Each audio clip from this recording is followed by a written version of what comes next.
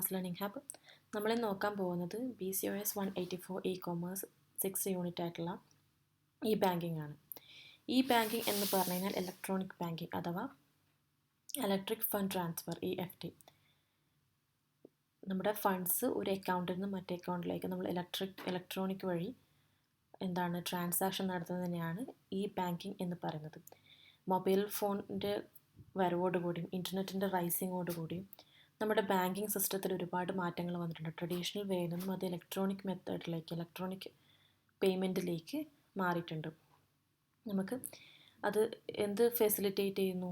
Anywhere any time നമ്മുടെ കസ്റ്റമേഴ്സിന്, അതിൻ്റെ യൂസേഴ്സിന്, ബാങ്കിൻ്റെ യൂസേഴ്സിന് any time anywhere financial transaction നടത്താനുള്ള ഒരു ഫെസിലിറ്റി ഒരുക്കി കൊടുക്കുകയാണ്. സാധാരണഗതിയിൽ ഒരു ട്രഡീഷണൽ വേ ആണ് നമ്മൾ ബാങ്കിൽ പോയിട്ട് അവിടെ നിന്ന് വേണം ഫണ്ട് ട്രാൻസ്ഫർ ചെയ്യാൻ. പക്ഷേ ഈ ബാങ്കിങ് വന്നതോടുകൂടി നമുക്ക് ഇൻ്റർനെറ്റ് യൂസ് ചെയ്തുകൊണ്ട്, നമ്മൾ സെൽഫോൺ യൂസ് ചെയ്തുകൊണ്ട് അല്ലെങ്കിൽ കമ്പ്യൂട്ടർ യൂസ് ചെയ്തുകൊണ്ട് നമുക്ക് ബാങ്കിങ് ട്രാൻസാക്ഷൻസ് നടത്താൻ സാധിക്കുന്നു.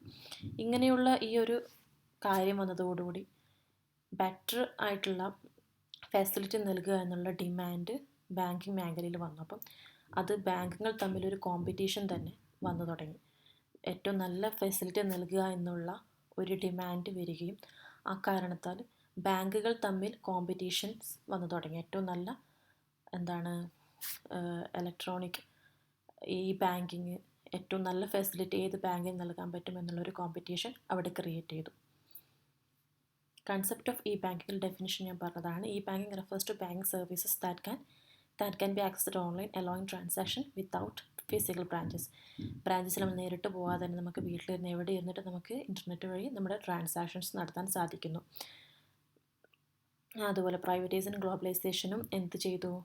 ബാങ്കിൽ പലതരത്തിലുള്ള ഡിജിറ്റൽ സൊല്യൂഷൻസ് കൊണ്ടുവരുന്നതിന് വേണ്ടിയുള്ള കോമ്പറ്റീഷൻ ഇൻക്രീസ് ചെയ്യിപ്പിച്ചു. കസ്റ്റമർ സാറ്റിസ്ഫാക്ഷൻ, തീർച്ചയായിട്ടും കസ്റ്റമർ സാറ്റിസ്ഫാക്ഷൻ തന്നെയാണ് ഒരു ഇ ബാങ്കിങ്ങിൻ്റെ മോട്ടീവ് എന്ന് പറയുന്നത്. കസ്റ്റമർ സാറ്റിസ്ഫാക്ഷൻ ഇല്ല എന്നുണ്ടെങ്കിൽ ഏറ്റവും മോശമായിട്ടുള്ള സർവീസസാണ് ഓരോ ബാങ്കും നൽകുന്നുണ്ടെങ്കിൽ ആ ബാങ്കിൽ നിന്നും നമ്മുടെ യൂസേഴ്സ് അവിടെ നിന്ന് സ്വിച്ച് ചെയ്ത് മറ്റേ ഏറ്റവും നല്ല ഫെസിലിറ്റി ആരാണോ തരുന്നത് അവിടത്തേക്ക് പോകും.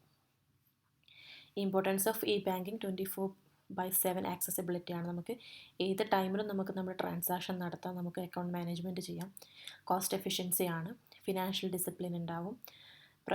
Promotes transparency, helps to customer manage the finance better. Financial ട്രാൻസ്പെറൻസിൻ്റെ നമുക്ക് പ്രീവിയസ് ആയിട്ട് നമ്മൾ നടത്തിയ ട്രാൻസാക്ഷൻസ്, കാര്യങ്ങൾ ഒക്കെ നമുക്ക് കാണാൻ സാധിക്കും. Convenience, enable transaction from various location via mobile device or computer use ചെയ്തോ അല്ലെങ്കിൽ മൊബൈൽ വഴിയോ നമുക്ക് ലോകത്തെവിടത്തേക്കും നമുക്ക് ഫണ്ട് ട്രാൻസ്ഫർ ചെയ്യാൻ, ട്രാൻസാക്ഷൻസ് ഒക്കെ നടത്താൻ സാധിക്കുന്നു. Technology used in banking, digital transformation, rapid technology advancement are reshaping banking with innovation leading to emergence of digital only banks and fintech companies. ടെക്നോളജിയിൽ വന്നിട്ടുള്ള മാറ്റങ്ങൾ നമ്മൾ ബാങ്കിൻ്റെ മുഖച്ഛായ തന്നെ മാറിയിട്ടുണ്ട്. അപ്പം അത് ഡിജിറ്റൽ ബാങ്കുകളായിട്ട് മാറി എന്നൊക്കെയാണ് ഇവിടെ പറയുന്നത്. Core banking solutions, most banks have adopted core banking system for efficient operations. Most ആയിട്ടുള്ള ബാങ്കുകൾ അഡോപ്റ്റ് ചെയ്തിരിക്കുന്ന കോർ ബാങ്കിങ് സിസ്റ്റമാണ് efficient operations, enhancing customer relationship management and data processing. അടുത്തത് ഇലക്ട്രോണിക് ഫണ്ട്സ് ട്രാൻസ്ഫർ അഥവാ EFT. EFT എന്ന് പറയുന്നത് ഇതൊരു electronic method transferring ആണ്. ഫണ്ട്സ് ഒരു അക്കൗണ്ടിൽ നിന്ന് മറ്റൊരു അക്കൗണ്ടിലേക്ക് ഇലക്ട്രോണിക് മെത്തേഡ് വഴി ട്രാൻസ്ഫർ ചെയ്യുന്നതിനാണ് EFT എന്ന് പറയുന്നത്. നമുക്ക് ഫിനാൻഷ്യൽ ഇൻസ്റ്റിറ്റ്യൂഷനിലേക്ക് നേരിട്ട് പോവാതെ തന്നെ നമുക്ക് ട്രാൻസ്ഫർ ചെയ്യാൻ പറ്റുന്ന ഒന്നാണ്.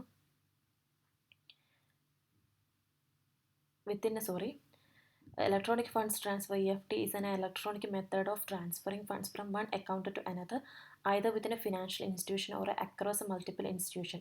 ഇവിടെ പറയുന്നത് നമ്മൾ ഒരു ബാങ്ക് അക്കൗണ്ടിൽ നിന്ന് ഒരു അക്കൗണ്ടിൽ നിന്ന് മറ്റൊരു അക്കൗണ്ടിലേക്കോ അല്ലെങ്കിൽ ഒരു സ്ഥാപനത്തിൽ മറ്റൊരു സ്ഥാപനത്തിലേക്കോ നമ്മൾ ബാങ്കിൽ നിന്ന് ട്രാൻസ്ഫർ ചെയ്യുന്നതിനെയാണ്, ഇലക്ട്രോണിക് വഴി ട്രാൻസ്ഫർ ചെയ്യുന്നതിനാണ് EFT എന്ന് പറയുന്നത്. ഇവിടെ യൂസ് ചെയ്യുന്ന കമ്പ്യൂട്ടർ ബേസ്ഡ് സിസ്റ്റമാണ്. Without the direct multiple institution by using computer-based system without the direct intervention of bank staff. സ്റ്റാഫിൻ്റെ ആവശ്യമൊന്നുമില്ലാതെ തന്നെ നമുക്ക് കമ്പ്യൂട്ടർ ബേസ്ഡ് സിസ്റ്റം വെച്ചിട്ട് ട്രാൻസ്ഫർ ചെയ്യാൻ പറ്റുന്ന ഒന്നാണ്. എക്സാമ്പിൾസ് ഓഫ് EFT എന്ന് പറയുന്നത് include receiving cash out of an intervention of bank staff, including receiving cash out of an ATM and then place a stock by order by the using of telephone. നമ്മൾ ഇത് ടെക്സ്റ്റിൽ വന്നിട്ടുള്ള കാര്യമാണ്. നമ്മൾ എന്ത് ചെയ്യുന്നു, ATM നമ്മൾ ക്യാഷ് എടുക്കുകയും അതിനുശേഷം നമ്മൾ ഫോണിൽ വിളിച്ചിട്ട് നമ്മൾ സ്റ്റോക്ക് ഓർഡർ ചെയ്യുന്നതാണ് എക്സാമ്പിളോടെ പറഞ്ഞിട്ടുള്ളത്. ഇവിടെ mode of EFT electronic fund ട്രാൻസ്ഫറിൻ്റെ മോഡ്സ് ഇവിടെ കൊടുത്തിട്ടുണ്ട്. പോപ്പുലർ മെത്തേഡ്സ് ഇൻക്ലൂഡ് ആയിട്ടുള്ളത് NEFT, RTGS, IMPS and UPI, each with specific features, advantage and transaction limits. ഓരോന്നിനും അതിൻ്റെതായ പ്രത്യേകതകളും അതിൻ്റെ ട്രാൻസാക്ഷൻ ലിമിറ്റ്സും ഉണ്ട്. ഇവിടെ അതിൻ്റെ കുറച്ച് കാര്യങ്ങൾ കൊടുത്തിട്ടുണ്ട് ടെക്സ്റ്റ് ബുക്കിൽ. Fund value, timing, services available, fund settlement speed, charges, transaction limits, ഇതൊക്കെ ജസ്റ്റ് ഒന്ന് വായിച്ചു പോയാൽ മതി.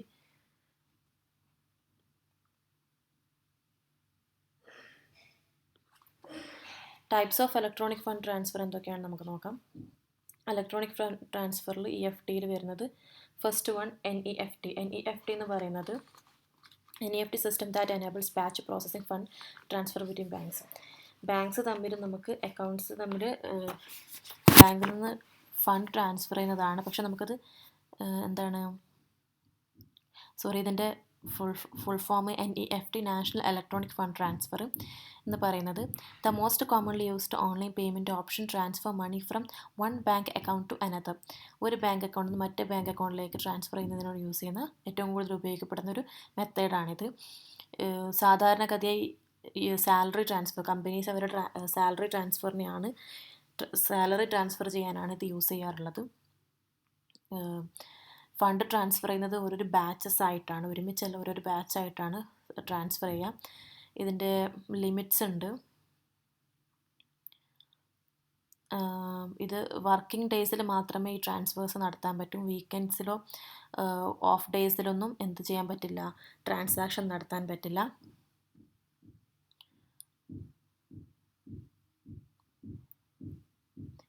It will be completed on the next working day. Working ഡേയിൽ മാത്രമേ ഈ ട്രാൻസാക്ഷൻ കംപ്ലീറ്റ് ആവുള്ളൂ. ഇതിനാവശ്യമായിട്ടുള്ള NEFT ട്രാൻസ്ഫറിന് ആവശ്യമായിട്ടുള്ള recipient name, recipient bank name, recipient account number ഇതൊക്കെ ടെക്സ്റ്റിനകത്തുണ്ട്. IFSC code of the beneficiary bank, ഇതൊക്കെയാണ്. അടുത്തത് RTGS, real time gross settlement. RTGS allows for real time processing fund transfer, meaning transactions are settled individually or they occur rather than in batches. Batches ആയിട്ട് നമ്മൾ പണം നൽകുന്നതിന് പകരം ഒറ്റ ട്രാൻസാക്ഷനായിട്ട് നമുക്ക് നൽകാൻ പറ്റുന്ന ഒന്നാണ് RTGS എന്ന് പറയുന്നത്. Money can be transfer from the one bank to another and real time basing using real time gross settlement. RTGS method use ചെയ്തുകൊണ്ട് ട്രാൻസ്ഫർ നടത്തുന്നത്. There is no maximum transfer limit. Maximum limit ഇല്ല. But minimum is 2 lakhs. 2 lakh എങ്കിൽ minimum വേണം, പക്ഷെ maximum ലിമിറ്റൊന്നും ഇവിടെ പറഞ്ഞിട്ടില്ല.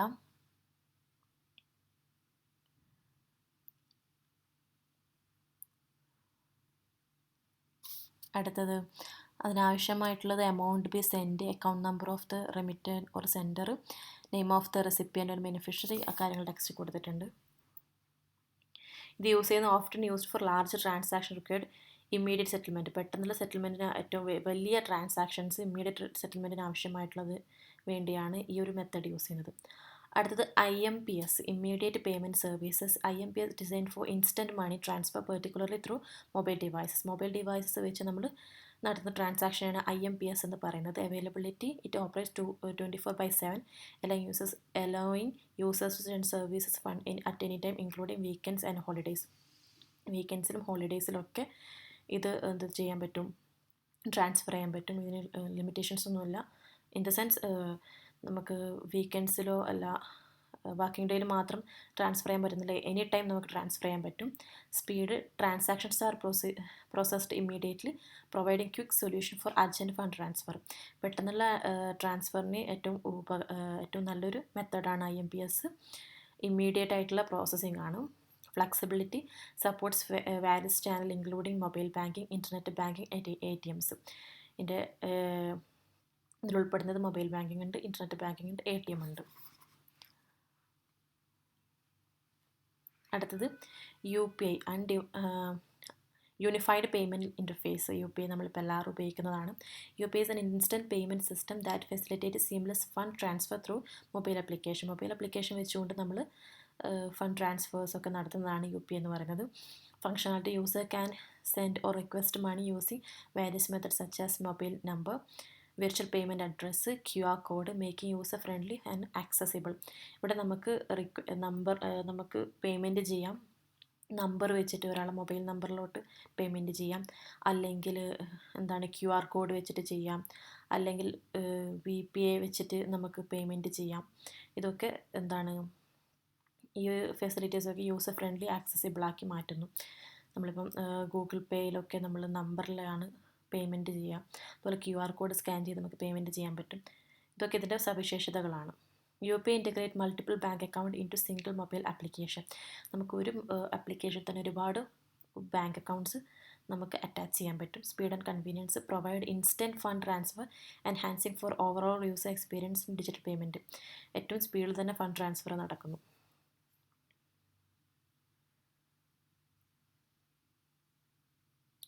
Each electronic funds transfer method is unique features. ഓരോന്നിനും അതിൻ്റെതായ പ്രത്യേകതകളുണ്ട്. ഓരോന്നും ഓരോ ആവശ്യങ്ങൾക്ക് വേണ്ടി ഉപയോഗിക്കുന്നതാണ്. ഈ മുകളിൽ പറഞ്ഞിരിക്കുന്ന ഓരോ UPI ആയാലും RTGS ആയാലും NEFT ആയും IMPS ഒക്കെ ആണെങ്കിൽ അതിൻ്റെതായ യൂണീക്ക് ഫീച്ചേഴ്സ് ഉണ്ട്. അത് ഓരോ ഘട്ടത്തിൽ ഓരോരോ ആവശ്യത്തിന് വേണ്ടിയാണ് ഈ ഓരോ മെത്തേഡും നമ്മൾ യൂസ് ചെയ്യുന്നത്. ഡിഫറൻസ് ഇവിടെ കൊടുത്തിട്ടുണ്ട്. NEFT, RTG, IMPS. Speed of settlement NEFT half hourly batches ആയിട്ടാണ് നമ്മൾ പേയ്മെൻറ്റ് ട്രാൻസ്ഫർ ചെയ്യുക. IMPS എന്ന് പറയുന്നത് റിയൽ ടൈം അപ്പം തന്നെ കൊടുക്കുന്നതാണ്. RTGS റിയൽ ടൈമാണ്. Maximum transfer value no limit. NEFTക്ക് IMPSന് 2 lakh ഉണ്ട്, RTGSന് no limit. Minimum transfer value no limit NEFT, IMPS no limit, RTGക്ക് 2 lakhs ഉണ്ട്. അതുപോലെ ബേസിക്സ് ചാർജസ്: NEFTക്ക് ചാർജസ് ഇല്ല, IMPSക്ക് charges per bank, RTGS no charge. Timing 24/7 365 days ഉണ്ട്. സെയിം തന്നെയാണല്ലോ. അതുപോലെ RTGS 7 AM IST 5 PM IST on working days. അടുത്തത് വിർച്വൽ കറൻസി. എന്താണ് വിർച്വൽ കറൻസി എന്നാണ് നമ്മൾ അടുത്ത് നോക്കാൻ പോകുന്നത്. വിർച്വൽ കറൻസി പറഞ്ഞാൽ ഡിജിറ്റൽ കറൻസിയാണ്. Virtual currency means virtual currency is a type of unregulated digital currency typically controlled by the developers and used within specific communities. Virtual currency എന്ന് പറഞ്ഞാൽ അത് ഡെവലപ്പേഴ്സ് ഡെവലപ്പ് ചെയ്തെടുത്തിരിക്കുന്ന ഒരു കറൻസിയാണ്. അത് ഡിജിറ്റൽ ഫോമിലുള്ള കറൻസിയാണ്. അതിന് ഫിസിക്കലായിട്ടുള്ള നമ്മുടെ പൈസ പോലെയല്ല, ഡിജിറ്റൽ കറൻസിയാണത്. അതിനൊക്കെ എക്സാമ്പിളാണ് ക്രിപ്റ്റോ കറൻസി, ബിറ്റ് കോയിൻ ഒക്കെ. നേച്ചർ എന്ന് പറഞ്ഞാൽ exist only electronic form, often unregulated and lacks of legal tender status. Existing only electronic ഫോമിൽ മാത്രമേ ഇതിന് എക്സിസ്റ്റൻസ് ഉള്ളൂ. അൺറെഗുലേറ്റഡ് ആണ്, ലീഗൽ ടെൻഡർ സ്റ്റേറ്റസ് ആണ്. Usage used for peer to peer പേയ്മെൻറ്റ്സിനാണ് ഇത് യൂസ് ചെയ്യുക. And purchase within dedicate networks. Example frequent flyers programs, Microsoft points, Facebook credits. Regulatory status: in India Reserve Bank has imposed restrictions on crypto currency trading. ഇവിടെ നമ്മുടെ ഇന്ത്യയിൽ RBI എന്ത് ചെയ്തിട്ടുണ്ട്? Restrictions നൽകിയിട്ടുണ്ട്. Crypto currency ട്രേഡിങ്ങിന് restrictions നൽകിയിട്ടുണ്ട്. Virtual currency or virtual money is a type of unregulated digital currency which is issued and usually controlled by developers. Developers ആരാണോ develop ചെയ്തവരാണ് ഇത് യൂഷ്വലി അത് കൺട്രോൾ ചെയ്യും മാനേജ് ചെയ്യുകയും ചെയ്യുന്നത്. അടുത്തത് ഇത് എക്സിസ്റ്റഡ് ആയിട്ടുള്ളത് 2012 when the European Central Bank ECB defined virtual currency as a classified type of digital money in an unregulated environment, issued and controlled by its developers and used a payment method among members. അവർ members തമ്മിലുള്ള payment മെത്തേഡാണിത്, developers തമ്മിലുള്ള. A specific virtual community, ഒരു virtual കമ്മ്യൂണിറ്റിയിലുള്ള members തമ്മിലുള്ള payment മെത്തേഡാണിത്.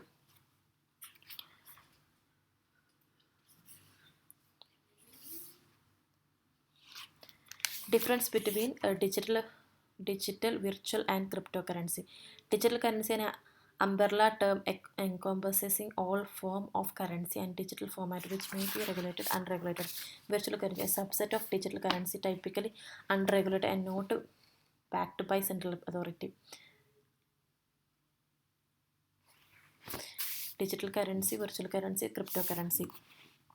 ഇതിൻ്റെ വ്യത്യാസം എന്ന് പറയുന്നത്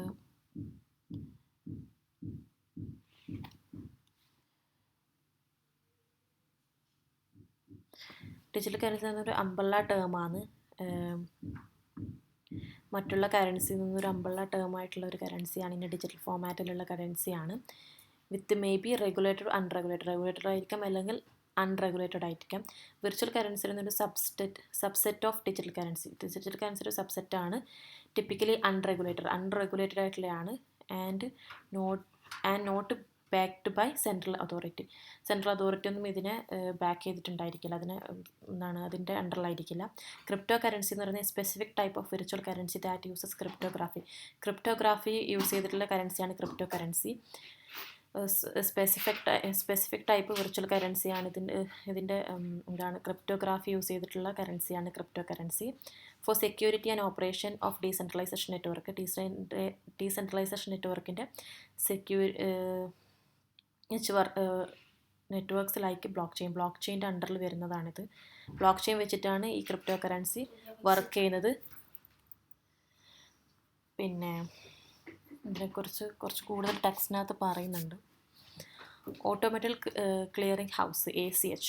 The ACH is a network that facilitates electric payment and money transfer primarily for low value transaction between banks. ACH എന്ന് പറഞ്ഞു കഴിഞ്ഞാൽ is a computer based electronic network ആണ്. that coordinate electronic payment and automated money transfer. ഇവിടെ പറയുന്നത് transaction usually നടക്കുന്ന domestic and low value payments ആണ്. ഇവിടെ ഈ ACH വെച്ച് നടക്കുന്ന പേയ്മെൻറ്റ്സ് എന്ന് പറയുന്നത് മോസ്റ്റ്ലി ഡൊമസ്റ്റിക് ആയിട്ട് ഉള്ളതും അല്ലെങ്കിൽ ലോ വാല്യൂ വളരെ കുറവായിട്ടുള്ള പേയ്മെൻറ്റ്സിനൊക്കെ ഉപയോഗിക്കുന്ന ഒന്നാണ്. Between participating financial institution. ഇത് ഫിനാൻഷ്യൽ ഇൻസ്റ്റിറ്റ്യൂഷൻസിലാണ് നടക്കുന്നത്. ACH is a way to move money between banks without using paper, checks, wire transfer, credit, a network or a cash. ACH എന്ന് പറഞ്ഞ മെത്തേഡിലൂടെ നമ്മൾ പേയ്മെൻറ്റ് നടത്തുമ്പം നമുക്ക് ബാങ്കിൽ ഡയറക്റ്റ് പോകണ്ട, പേപ്പർ വർക്ക്സ് ഇല്ല, checks ഇല്ല, വയർ ട്രാൻസ്ഫർ ഇല്ല, ക്രെഡിറ്റ് കാർഡ് അങ്ങനത്തെ കാര്യങ്ങളൊന്നും യൂസ് ചെയ്യാതെ നടത്തുന്ന ക്യാഷ് പേയ്മെൻറ്റ്സ് നടത്തുന്നതിനെയാണ് ACH എന്ന് പറയുന്നത്. ഡൊമസ്റ്റിക് ആയിട്ടുള്ളതും വളരെ ചെറിയ പേയ്മെൻറ്റ്സ് ഒക്കെ നടത്തുന്നതിന് ഉപയോഗിക്കുന്ന ഒന്നാണ് ACH എന്ന് പറയുന്നത്. പിന്നെ ACH specified type of EFT, നമ്മുടെ ഇലക്ട്രിക് ഫണ്ട് ട്രാൻസ്ഫറിൻ്റെ ഒരു ടൈപ്പാണ് ഈ ACH എന്ന് പറയുന്നത്. അടുത്തത് ACH പേയ്മെൻറ്റ് എക്വേഴ്സ് നടക്കുന്നപ്പോഴാണ് money moves from one bank to another bank. ഒരു ബാങ്കിൽ നിന്ന് മറ്റൊരു ബാങ്കിലേക്ക് ട്രാൻസ്ഫർ ചെയ്യുന്നതാണ് ACHലൂടെ. This money moves electronically through the automatic clearing house network. ഈ മണി നമ്മൾ ട്രാൻസ്ഫർ ചെയ്യുന്ന ഈ മണി മൂവ് ചെയ്യുന്ന ഇലക്ട്രോണിക്കലാണ്. ഇതിലൂടെ ഓട്ടോമേറ്റഡ് ക്ലിയറിംഗ് ഹൗസ് നെറ്റ്വർക്ക് അഥവാ ACH ഓട്ടോമാറ്റിക് ക്ലിയറിംഗ് ഹൗസ് നെറ്റ്വർക്കിലൂടെയാണ് ഈ ട്രാൻസ്ഫറിങ് നടക്കുന്നത്. ഇത് ACH ഇൻട്രൊഡ്യൂസ് ചെയ്തിരിക്കുന്ന national payment corporate of India ആണ്. ഇത് എങ്ങനെയൊക്കെയാണ് ഇത് ഉപയോഗിക്കുന്നത് വെച്ച് കഴിഞ്ഞാൽ when employee pay wages through direct deposit or consumer pay bills electronically out of checking accounts the ACH network is often responsible for the payment. എന്തൊക്കെ പേയ്മെൻറ്റാണ് ACHലൂടെ നടത്തുന്നത്? എംപ്ലോയീസ് അവരെ വേജസ്, എംപ്ലോയർ അവരെ വേജസ് പേ ചെയ്യുന്നത് ഡയറക്റ്റ് ഡെപ്പോസിറ്റ് വഴി, അല്ലെങ്കിൽ consumers അവരെ bills electronically പേ ചെയ്യുന്നത് ഒക്കെ ACH വഴിയാണ്. ACH കാരണമാണ് ഈ പേയ്മെൻറ്റ്സ് നമുക്ക് നടത്താൻ സാധിക്കുന്നത്. അടുത്തതിൻ്റെ ബെനിഫിറ്റ്സ് ഓഫ് ACH എന്ന് പറയുന്നത് ലോവർ കോസ്റ്റാണ്, reduce cost associated with paper cheques, അതുപോലെ recording convenience, offer easy tracking income and expenses, അതുപോലെ convenience, simplifies payment process for the consumer and business, customer preference.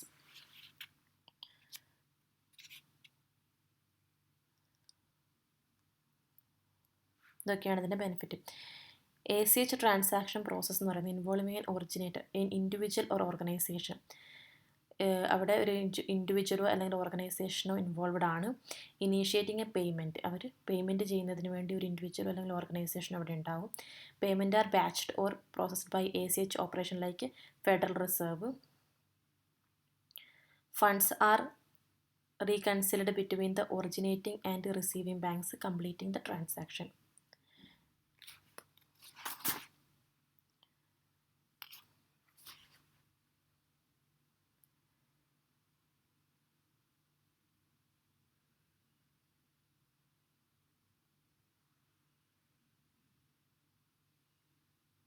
അടുത്തത് automated ledger posting. Automated ledger posting എന്ന് പറഞ്ഞു കഴിഞ്ഞാൽ സാധാരണഗതിയിൽ നമ്മൾ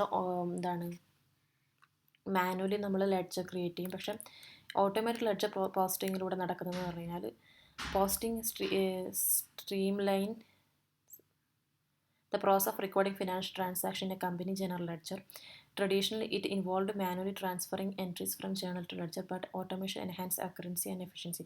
ഇത് automated ആയിട്ട് തന്നെ നമ്മുടെ ലെഡ്ജർ ക്രിയേഷൻ നടക്കുകയാണ് കമ്പനികളിലുള്ള. The financial accounting term posting the ledger refers to process of analyzing the credits and debits appearing journal entries, recording those transactions among the proper accounts found in the company's journal ledger. The process of transferring the entries from journal to respective ledger account has been automated, coining terms of automated ledger posting. Automation ആയിട്ടുള്ള ledger posting നടത്താൻ നമ്മളൊരു entry ചെയ്ത് കഴിഞ്ഞാൽ അത് ഓട്ടോമാറ്റിക്കായിട്ട് ledger create ചെയ്യുന്നതാണ് എന്നാണ് ഇവിടെ പറയുന്നത്. Key aspects: anomaly detection. Automated system helps identify anomalies in large-scale accounting data, crucial for audits for the forensic investigation. And RPA, artificial intelligence and robotic process automation.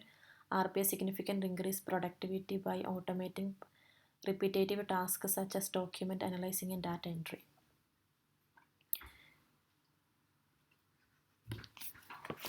ഇവിടെ പറയുന്നത്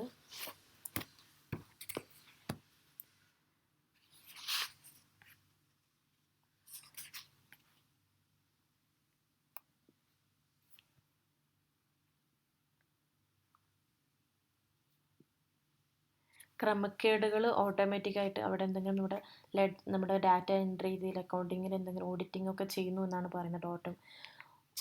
നമ്മൾ ചെയ്ത എൻട്രീസിൽ നിന്നും ക്രമക്കേടുകൾ ഉണ്ടെങ്കിൽ കണ്ടുപിടിക്കുകയും അതുപോലെ ലെഡ്ജർ ക്രിയേഷൻ ഓട്ടോമാറ്റിക്കായിട്ട് നടക്കുന്നു, ഓഡിറ്റിംഗ് നടത്തുന്നു അക്കൗണ്ട്സിൻ്റെ. ANRP, artificial intelligence and robotic process automation. AIയും റോബോട്ടിക് പ്രോസസ് ഓട്ടോമേഷനാണ് ഇവിടെ നടക്കുന്നത്. Factors of affecting AI performance algorithm. The sophistication of algorithm used by crucial role in the effectiveness of AI accounting task. AIയുടെ accounting task നടക്കണമെങ്കിൽ അൽഗോരിതത്തിനെ depend ചെയ്തിട്ടാണ് ഇതിരിക്കുന്നത്. Data volume. The platform must process vast amount of data, ideally million of transactions, to achieve high predictive accuracy. Data volume ഏറ്റവും വാസായിട്ടുള്ള ഏറ്റവും കൂടുതലായിട്ട് ഒരുപാട് transactions നടക്കുന്ന വാസായിട്ടുള്ള ഡാറ്റ ഉണ്ടായിരിക്കണം. എന്നാലാണത് മില്യൺസ് ഓഫ് ട്രാൻസാക്ഷൻ നടന്നിട്ടുണ്ടായിരിക്കണം. അത് AI വെച്ച് നമ്മൾ ഓട്ടോമേഷൻ ലെഡ്ജർ ക്രിയേറ്റ് ചെയ്യുന്നു. അതിൻ്റെ ക്രമക്കേടുകളോ കാര്യങ്ങളോ ഒക്കെ ഉണ്ടെങ്കിൽ അത് കണ്ടുപിടിക്കുകയും ഓട്ടോമേറ്റ് ആയിട്ടുള്ള ലെഡ്ജർ ക്രിയേഷൻ നടത്തുന്നു. നമ്മൾ അക്കൗണ്ട്സൊക്കെ കൃത്യമായിട്ടുണ്ടോ എന്ന് ക്രമപ്പെടുത്തുന്നു. അതൊക്കെയാണ് ഇവിടെ പറഞ്ഞത്. അടുത്ത distributed ledger technology, DLT. Distributed ledger technology, DLT, represents transformative shift is how transactions are recorded and validated. Unlike traditional ledgers, DLT operates in a decentralized manner, reducing the need of central authority. DLT എന്ന് പറയുന്നത് നമ്മുടെ traditional ledger പോലെയല്ല. Decentralised മാനറാണ്, centralised അല്ല, decentralised ആണ്. അതിന് ഒരു central അതോറിറ്റിയുടെ ആവശ്യമില്ല.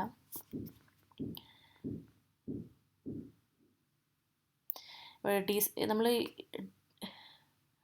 DLT യൂസ് ചെയ്യുന്നതെന്ന് പറഞ്ഞു കഴിഞ്ഞാൽ distribute ledger is database that is consensually shared and synchronized across multiple site institutions or geographies accessible by the multiple people. It allows transactions to have a public witness. The participant at each node of network, the access of recording shared across network. ഇവിടെ പറയുന്നത് വാസായിട്ടുള്ള documents ledger പോലെ ഒരു digital ലെഡ്ജറായിട്ട് അവിടെ create ചെയ്യാണ്. ഇത് block chain പോലുള്ളതിനെയാണ് പിന്തുടരുന്നത്. Block ചെയിൻ്റെ സഹായത്തോടു കൂടിയാണ് ഇത് പ്രവർത്തിക്കുന്നത്. ഇത് ഡിജിറ്റൽ ലെഡ്ജറാണ്. ഇത് നമ്മളെ ട്രാൻസാക്ഷൻസും നമ്മളെ ഡാറ്റാസൊക്കെ ഒരു ലെഡ്ജർ രൂപത്തിൽ ബ്ലോക്ക് ചെയിനിൽ സ്റ്റോർ ചെയ്തിട്ടുണ്ടാവും. അപ്പം ഇത് ഡീസെൻട്രലൈസേഷനാണിത്, മാനറാണിത് ഫോളോ ചെയ്യുന്നത്. പിന്നെ ഇതിന് ഒരു ട്രാൻസാക്ഷൻ്റെ തന്നെ ഒരുപാട് കോപ്പികൾ ഇതിലുണ്ടാവും. അതുകൊണ്ട് തന്നെ DLTൻ്റെ പ്രത്യേകത എന്ന് പറഞ്ഞു കഴിഞ്ഞാൽ നമുക്ക് പെട്ടെന്ന് അതിനെ അറ്റാക്ക് ചെയ്യാനോ ആക്കാനും സാധിക്കില്ല. കാരണം ഒന്നിൻ്റെ തന്നെ പലതരം കോപ്പികളുള്ളത് കൊണ്ട് നമുക്ക് പെട്ടെന്ന് സാധാരണഗതിയിലുള്ള പോലെയല്ല ഇതിനെ അറ്റാക്ക് ചെയ്യാൻ സാധിക്കില്ല. സൈബർ അറ്റാക്കൊന്നും നമുക്കിതിനെ ചെയ്യാൻ പറ്റില്ല. ഇത് കുറച്ചുകൂടെ അറിയണമെന്നുണ്ടെങ്കിൽ മറ്റ് യൂട്യൂബ് വീഡിയോസ് റെഫർ ചെയ്യണം. ഇത് ക്രിപ്റ്റോ കറൻസിയിലൊക്കെ ഉള്ളതാണ് DLT എന്ന് പറഞ്ഞാൽ എന്താണെന്നുള്ളത്. Key features decentralization. Transactions are maintained across multiple location eliminating single point of failure. Transactions നമ്മൾ നടക്കുന്ന ട്രാൻസാക്ഷൻസൊക്കെ മൾട്ടിപ്പിൾ ലൊക്കേഷനിലായിട്ട് ഇത് മെയിൻറ്റെയിൻ ചെയ്തിട്ടുണ്ടാകും. ലെഡ്ജർ ക്രിയേറ്റ് ചെയ്ത് വെച്ചിട്ടുണ്ടാകും, ഡിജിറ്റൽ ലെഡ്ജറായിട്ട് ക്രിയേറ്റ് ചെയ്ത് വെച്ചിട്ടുണ്ടാകും. Cryptographic security. ഇത് ഡാറ്റ സെക്യൂർലി സ്റ്റോർഡ് യൂസിങ് ക്രിപ്റ്റോഗ്രാഫിയാണ് ഇവിടെ യൂസ് ചെയ്തിരിക്കുന്നത്. അത് നമ്മളെ ഡാറ്റാസൊക്കെ സെക്യൂർ ആയിട്ടുണ്ടാവും. നമ്മൾ അത് സ്റ്റോർ ചെയ്തിരിക്കുന്ന ഡാറ്റ ഒരിക്കലും ഓൾട്ടർ ചെയ്യാനോ ഒരു മാറ്റം വരുത്താനോ ഒന്നും സാധിക്കില്ല. ഇതിൻ്റെ without the consensus from all participant, അതിലെല്ലാ പാർട്ടിസിപ്പൻറ്റിൻ്റെയും അറിവില്ലാതെ നമുക്ക് ആ ഡാറ്റയിലൊന്നും ഒരു മാറ്റം വരുത്താൻ പറ്റില്ല. Immutability. Once information is recorded, it cannot be changed, creating a reliable and transparent audit trail. ഒരു തവണ നമ്മൾ റെക്കോർഡ് ചെയ്ത് കഴിഞ്ഞാൽ നമുക്കതിന് മാറ്റം വരുത്താൻ സാധിക്കില്ല. ഓരോന്നിനും പലതരം ഹാഷ് വാല്യൂ ആയിരിക്കും. ഇതിനെ കുറച്ച് കൂടുതൽ പഠിക്കാനുണ്ട്, പക്ഷേ ടെക്സ്റ്റിൽ ഇത്രയേ ഉള്ളൂ. അല്ല, ഇതിന് പ്രധാനമായിട്ടിരുന്ന് പഠിക്കണം എന്നുണ്ടെങ്കിൽ കുറച്ച് കൂടുതൽ പഠിക്കാനുണ്ട്. പക്ഷേ ടെക്സ്റ്റ് ഇതൊന്ന് പറഞ്ഞു പോകുന്നതേ ഉള്ളൂ. എക്സാമിനൊക്കെ ചിലപ്പോൾ കുറച്ച് എഴുതാനുണ്ടാവുള്ളൂ, ഡീറ്റെയിൽ ആയിട്ട് ഉണ്ടാവില്ല. ഇത് പഠിച്ച് വെക്കുന്നത് നിങ്ങൾക്ക് ഭാവിയിലും നല്ലതാണ്. ക്രിപ്റ്റോ കറൻസി എന്താണ്, ബിറ്റ്കോയിൻ എന്താണെന്നൊക്കെ മനസ്സിലാക്കണമെങ്കിൽ DLTനെ കുറിച്ച് അറിഞ്ഞിരിക്കണം. അങ്ങനെ പഠിക്കണം എന്നുണ്ടെങ്കിൽ യൂട്യൂബ് റെഫർ ചെയ്യുക. പക്ഷേ ടെക്സ്റ്റിനകത്ത് ഇത് ഒരുപാട് പറഞ്ഞു പോകുന്നില്ല. സിക്സ്ത് ചാപ്റ്ററിൽ അത്രമാത്രമില്ല, പക്ഷെ എന്തിനാലും അറിഞ്ഞിരിക്കുന്നത് നല്ലതായിരിക്കും. അടുത്ത അഡ്വാൻറ്റേജ് ഓഫ് ഡിസ്ട്രിബ്യൂട്ടഡ് ലെഡ്ജറിൻ്റെ സെക്യൂരിറ്റിയാണ്. നേരത്തെ പറഞ്ഞ പോലെ ക്രിപ്റ്റോഗ്രാഫിയാണ് ഇത് യൂസ് ചെയ്തിരിക്കുന്ന സെക്യൂരിറ്റിയാണ്. അപ്പം അതുകൊണ്ട് തന്നെ നമുക്ക് പെട്ടെന്നൊന്നും അതിനെ സൈബർ അറ്റാക്ക് ചെയ്യാൻ പറ്റില്ല. Harder to compromise than centralized system as all copies must attacked simultaneously. ഒരുപാട് കോപ്പീസ് ഉള്ളത് കൊണ്ട് തന്നെ നമുക്കതിനെ അറ്റാക്ക് ചെയ്യാൻ സാധിക്കില്ല. അതിൽ നമുക്ക് സൈബർ അറ്റാക്ക് ചെയ്യാൻ പറ്റില്ല. Efficiency. Reduce transaction time and optional cost. Functioning 24/7 പ്രവർത്തിക്കുന്നതാണ്. നമുക്ക് ഓപ്പറേഷൻ കോസ്റ്റോ കാര്യങ്ങളൊന്നും ഇല്ല. Transparency. Easy tracking of transaction AIDS auditors and reduce risk of fraud. നമുക്ക് ഈസിയായി ട്രാക്ക് ചെയ്യാൻ പറ്റും ട്രാൻസാക്ഷൻസ്, ഓഡിറ്റ് ചെയ്യാൻ പറ്റും, റിസ്ക് ഫ്രോഡുമൊക്കെ റെഡ്യൂസ് ചെയ്യുന്നു. ഈ ഡിസ്ട്രിബ്യൂട്ടഡ് ലെഡ്ജർ നമ്മുടെ ഗവൺമെൻറ്റിൽ ഏതൊക്കെ രീതിയിലാണ് ഉപയോഗിക്കുന്നത് വെച്ച് കഴിഞ്ഞാൽ നമ്മളെ ടാക്സ് പേയ്മെൻറ്റിന്, ടാക്സ് കളക്ഷൻസിന് വേണ്ടി, പാസ്പോർട്ടിൻ്റെ, അതുപോലെ മെയിൻറ്റെയിനിങ് ലാൻഡ് രജിസ്റ്ററിന്, മാനേജിങ് സോഷ്യൽ ബെനിഫിറ്റ്സ്, ഇതിനൊക്കെ വേണ്ടിയാണ് നമ്മുടെ ഗവൺമെൻറ്റിൽ DLT യൂസ് ചെയ്യുന്നത്. കോർപ്പറേറ്റ് അപ്ലിക്കേഷൻസിൽ business can use DLT for supply chain മാനേജ്മെൻറ്റിന്, financial transaction and contract management use ചെയ്യുന്നു.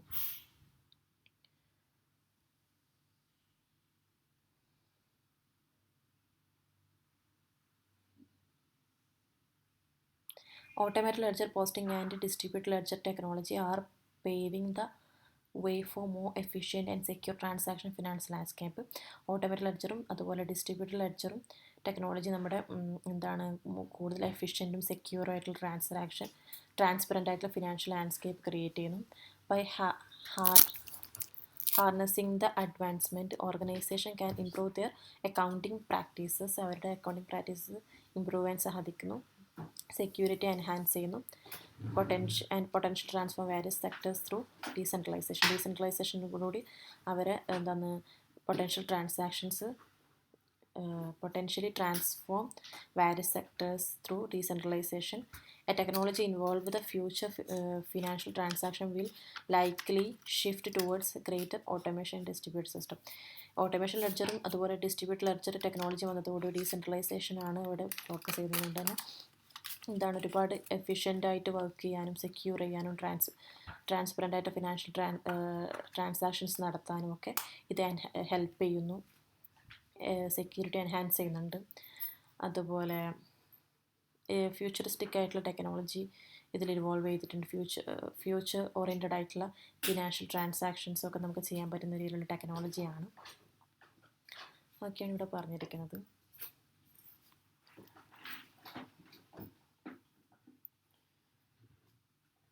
ഈ DLT തന്നെയാണ് ബിറ്റ് കോയിൻ പോലുള്ളതിന് വേണ്ടി യൂസ് ചെയ്തിരിക്കുന്ന ടെക്നോളജി എന്ന് പറയുന്നത് DLT ആണ്.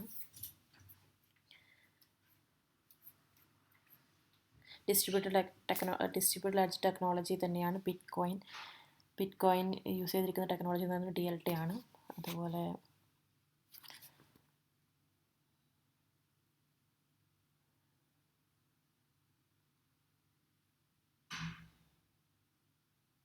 ഇവിടെ മറ്റൊരു കാര്യം കൂടെ പറഞ്ഞിരിക്കുന്നത് the participant at each node of the network can access the recordings shared across the network and can on identically copy. ഇവിടെ എന്താണ് ഓരോ നോഡിലും ഇതിൻ്റെ participant participant at each node ഉണ്ടാവും. അവിടെ അപ്പം പാർട്ടിസിപ്പൻ്റ് ഈച്ച് നോഡിലുണ്ടാവും ഓഫ് ദ നെറ്റ്വർക്കിൻ്റെ ഓരോ നോഡിലുണ്ടാവും. ക്യാൻ ആക്സസ് ദ റെക്കോർഡിങ്സ്, അവർക്ക് ഈ റെക്കോർഡിങ് ആക്സസ് ചെയ്യാനും ഷെയർ ചെയ്യാനും നെറ്റ്വർക്ക് വഴി ഷെയർ ചെയ്യാനും അത് ആക്സസ് ചെയ്യാനും ഒക്കെ സാധിക്കും. ഈ ഒരു ഡിസ്ട്രിബ്യൂട്ടഡ് ലെഡ്ജർ ടെക്നോളജി കുറച്ച് കൂടുതൽ പഠിക്കാനുണ്ട്. പക്ഷേ ടെക്സ്റ്റ് ബുക്കിൽ ഇത്ര മാത്രമേ ഉള്ളൂ, നമുക്കൊന്ന് പറഞ്ഞു പോകുന്ന രീതിയിൽ മാത്രമേ ഉള്ളൂ. പക്ഷെ അത് പഠിക്കാൻ ഒരുപാടുണ്ട്. Okay, thank you.